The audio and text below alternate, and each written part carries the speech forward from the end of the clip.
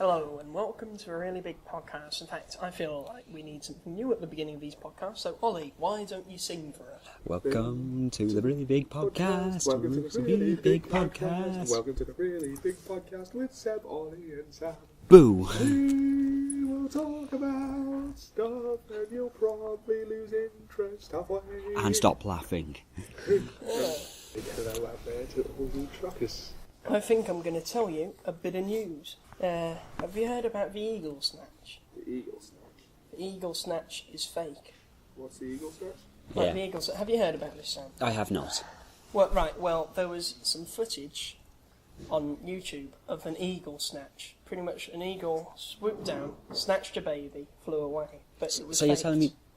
telling me people actually believe that an eagle, the very symbol of America, came down and stole a baby? I think it's a very sophisticated metaphor for maybe something that's happening in the Middle East. I don't know. No, I'm are you not trying like- to- Was the baby's name Cadbury? Oh, No, I don't know maybe that it's either. maybe it's a terrorist way of saying America wants to kill your granny and eat your children. You want to hear more news? They found some new mammoths. Oh, wonderful! More Yeah. dinosaurs. They're not dinosaurs, are they? Well, did they happen to They're find like- anything else from that era? You know, like Madonna's birth certificate, or maybe, or just maybe they found other actual dinosaur bones, like the Rolling Stones. No. What happened is they found newer mammoths, but they were newer than expected. They still died 3,000 years ago, but they're much newer than... Yeah, I'm sure the Christian church is really upset here. They're going, "Oh no, God made those things." Yeah, and he also froze them to death, did he? Did you know that another thing that they're trying out in America, apparently they think that lollipops can help drunk people. Yes, Is this the one lollipops. where they give people with breathalyzer lollipops because they can't look very threatening when, they're sucking on a lollipop? I think that might be a fact, but I think more of a fact is when you're really, really drunk, apparently the thing you want more than anything else, and you don't realise it, is a lollipop. You know, if they're like, oh yeah, we're going to cause trouble, smash up your club, start a bar fight. Oh, a lollipop, yeah, I want that. It makes me feel better. Yeah, I think I've seen something about that. Yeah, Lollipop. it's funny because really, when I'm drunk, all I want to do is hug a toilet, release the foul demon within. No, the worst thing I think I've ever done while drunk is said thank you to a cash machine. Yeah, I just went up to it. I think the worst thing. Thank you. I think that one of the worst things I did when I was drunk was go into the back of the pub and then urinate on the plants. Isn't it supposed to be nutritious stuff in that? I think it was vandalising. I mean, I did it in front of a camera, but the thing is, I wasn't caught. And what made it better is the fact I was probably doing the plants a favour. I mean, it hadn't been raining for a while, so a golden shower might have helped. That is not to say I have some kind of fraternising relationship with plants. It annoys me people that steal glasses from pubs. Like that. Why? Well, the interesting thing is, you see, you can never have enough glasses at home. But they don't take them to keep. They take them because they want to leave, but they still want to have their drink. So, they drink them while they're walking along and just leave it there. They don't even keep it. That's what bothers me. Well, the thing they is... steal it, but they don't follow through. Better if they kept it. A bit, because at least it would be useful to someone instead of just lying on the ground somewhere.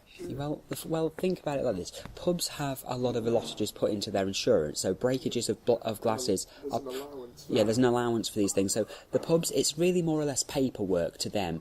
It's just like, oh, great, another form. I would be amazed if they went to all that fuss just for one glass, and if the insurance company could, they'd need to prove that they lost a glass. Well, I think what they'd do, realistically, is they'd actually wait until a load more glasses went missing and then, put out the order. Good point. I mean, I would laugh if they just decided, screw it, and then when they say we want a pint of lager, they get one of those little sippy cups and give them that, because, you're not going to really want to be walking down the street with one of those things, a pink sippy cup.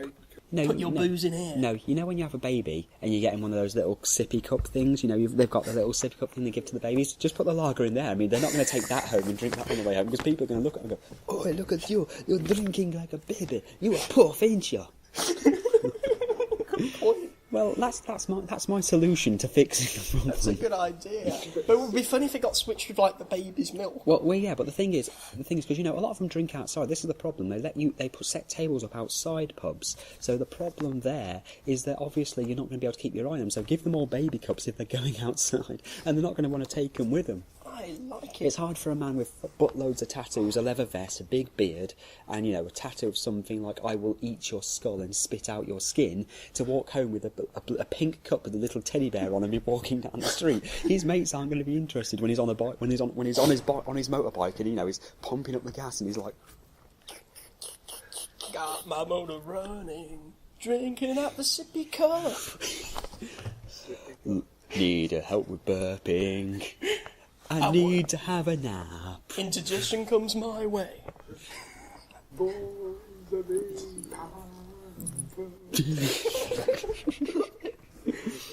Either way, I want to save some news for the review of the year that we're going to do at the end of the year. So I'm actually going to talk to you about things. I'm going to ask you your opinion on some various things, both of you. Okay. I don't know if you know about these things. You may not. It really doesn't matter. I'll explain. What do you guys think about the Piltdown Man? Who? The Piltdown Man. I don't know who or what that is. Well, that's okay. About 100 years ago, there was a skeleton they found, underground. Ah. They digged it up. Is it Dug it up? They dug it up, well done. It looked half monkey, half person, and for a while they thought it was a prehistoric man and it was like the missing link. Mm-hmm. But they found out later that it was actually all a big hoax and that someone, sort of mashed together a monkey skeleton and a person skeleton. So you're saying what they did was someone thought it would be funny to play a trick on the archaeology department and then kill a monkey, kill a human and mix up their bones. The monkey might have already been dead. You don't know they killed a monkey. Well, whatever. I'm just going out with the worst case scenario here. I'm doing what America and Britain does and pull out the worst part. So they sodomised and then they cut up a monkey. Then they put They skinned it, used the lower part of its skin as a coat, and then put the bones underground, and then thought, hey, there's my Uncle Frank, I don't like him, killed him, cut off his lower half, stuck that in with it, and then put it there so the archaeologist could go, I don't think it was half man, half monkey, literally. I think that they just sort of mashed the skeleton together to make it look like a missing So they link. basically buried them both together and probably took a few bones to take home to the dog, and then people somehow thought they'd found the missing link. Go, we found the missing link. How do you know this is related to us in some way? It could just be a monkey. Oh. Look how much it looks like Arthur Scargill. There could be a man who walked by, with a monkey skin coat going, oh, that looks like a missing link, that's what it is. Look what you've discovered. I can't, oh no, monkey skin, oh, that's a horrible image. I'm sorry, Ollie. I like how Sam says all these horrid things, then I say one horrid thing and you're like, Seb, don't be disgusting. Yeah, I know. It's like I don't really, I'm immune. I think we've got used to it, haven't we? We've got used to him talking about sodomising. Yeah, he expects it from me. Anyway, what do you think about the Piltdown Man, Ollie? Well, I think it's pretty funny, actually. I think it took them about 20 years to figure it out. No, I bet it's... I can just imagine, someone, who put it there? Did they work in a cadaver lab or something? I don't know. I don't know if they ever found out. I think one of the biggest problems here is imagine how the society team who dug it up and for 20 years have thought this is an amazing discovery and find this out. Imagine you could boil an egg on their face. What? You can imagine it. Go. We have just spent thousands and thousands of pounds on discovering, on doing all these studies on all these things, carbon dating and everything, and it's just it's all been a prank put up by two drunk frat boys at college. Do you know how much money they invested in this project? Another thing I want to know your opinion of. Mm-hmm. What do you guys think about Rasputin? Rasputin? Yeah, Rasputin. The Russian guy? The Russian guy, yeah. He was the guy that poisoned his mother or something. No, he didn't poison his mother. Do you want me to tell the story? Do you know it, Sam? Well, educate the viewers at home with your knowledge so you at least seem like you're valuable. No, Rasputin. He was known for being very, very cruel. No. Look, let's just let him explain it. Okay, he was this guy who was alive during the First World War in Russia. He was some sort of faith healer. Anyway, he was friends with the royal family, the Tsars, and he helped heal the Tsar's son. Anyway, he became quite influential, became quite pally, and some people were getting a bit jealous of this, so they thought, right, we're going to kill Rasputin. Anyway, what happened is they knew he liked cakes, so they poisoned his cakes. He ate the cakes, and somehow the poison didn't work, It probably made him feel a bit queasy, but it didn't kill him. So, they just thought, oh, to hell with it, and they shot him 4 times. But this didn't kill him, right? And he chased them down the street. Is he immortal? Well, that's the thing. So what I haven't finished the story.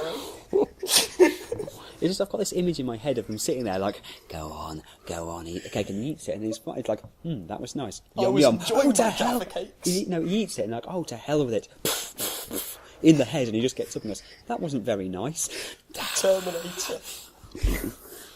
No, I think they shot him in the chest 4 times. But anyway, he chased him down the street. These 4 assassins. Chased them down the street. They managed to somehow ambush him. They grabbed him. They tied him up and they chucked him in the lake. And for about a minute he survived, but then he drowned. So it took a lot of killing, but they killed him. What do you guys think of this? Well, I think... Mad respect to the man to take 4 gunshots to the chest and poison cakes and still run after your attackers. I know. That is amazing. I have to say, in all seriousness, that is actually amazing. I mean, to see something like that happening, that must have been scary for them. They must have thought, my God, he's a zombie. I mean, if it was me, I'd scare them all off. Once I'd recovered from the poison and been shot in the chest several times, I'd go, brains, and then start chasing in the street zombie style, and then, if I could, just for a laugh, if I fell down, grab one of their ankles and start biting it and everything to see if they're scared, then see if they go off later and go, he's going to become a zombie, and maybe they'll kill each other, thinking that they're all infected. No, I think... we'll do this more in the future, because with your guys' permission. Would you like me to tell you about 2 new things each week? Oh yeah, definitely. Very interesting story. It's education. Oh yeah, it's educating, which we usually aren't. Oh yes. Well, we are educated. We're doing a public service. Yeah, we're doing a public service while trying to educate the rest of the world. Anyway, Christmas. Yeah, Christmas is coming up, guys. Let's talk about Christmas. Yes. Are you guys looking forward to it? You're in the Christmas spirit? You're doing Christmas shopping? Well, I've got my Christmas shopping to do tomorrow, but I went up to see a friend because it's her birthday. Well, it's her birthday tomorrow, on the day the world is supposed to end. But you see, I went over to visit her for go up to London for the day, see how she's doing just because it would be impractical to go up now because London is suffering with very heavy snow. So, how is it? Well, when I was going up there, Nuneaton was very clear, Coventry was starting to snow, and London was very, very, very, very cold. So, very cold, and they delayed my bus twice. So I didn't get back home till about 8:30, and I'd left London at about 5 o'clock. Ollie, how about you? How's Christmas going for you? Are you looking forward to it? Oh, yeah, as much as... a sane man could. Yeah. I've done pretty much all my Christmas shopping. Yes, thank you for my gift, by the way. No problem. Damn right. Christmas shopping. My thing with Christmas, though, I know the story that Santa is red because of the Coca-Cola company, and I wonder if it is. I think that might be. That was actually what it was. He's red. He was originally green. Green. He was originally green, but here's the thing. My question is this: what if Pepsi had got hold of him? Would it be red, white, and blue? But then the American, the Patriot Santa. Yeah, when he carries a big, and then the Americans will ruin him by having a giant sack of his sacks in stars and stripes. And he brings presents to all Americans who have a lot of fat and, processed meat in their diets. You ate all those hamburgers and you've got up to 400 pounds. Here, have a present. I'd hug you, but I feel I can't actually move my arms, sir. Well, at least Tizer never got hold of him. Imagine how that would look. Oh, God, I remember the tins with that little face on that went... I know, Santa would be going around with his tongue out and he'd be all green. Well, yeah, but then people would think, he's some kind of rapist. We don't know the reasons. Well, he's got a big sack, and he always breaks into houses, and there's always that song of, I saw Mummy kissing Santa. I came to a conclusion last night. You know the song, Baby, It's Cold Outside? Yeah. I've come to the conclusion that song is all about a guy trying to rape a woman. What? Now, hear me out. It's something like, she was trying to go home, he's like, but baby, it's cold outside. He's just trying to get laid. She's just like, no, I've got to... The moral of rape come into No, this? think about it. She wants to go home, and he keeps saying, like, but baby, it's cold outside.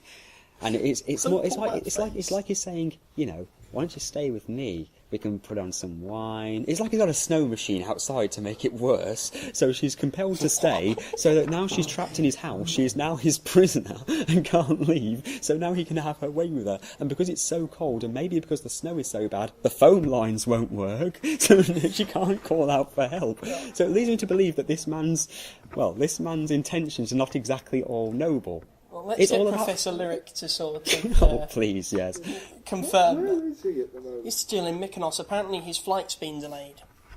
Oh, and I bet Snow at the airport. I'm imagining I love his voice because I'm just imagining him now arguing with him like, the flight being delayed is unfair on my person. If you do not put me on a plane right now, I will tell you the dirty secret of the song, Whoops, I Did It Again. And I will repeat it every 30 minutes until you put me on this plane. I love that impression. I can't do. I just can't do his voice. I know. It sounds ridiculous when I do it. I'm like, hello, I'm Professor.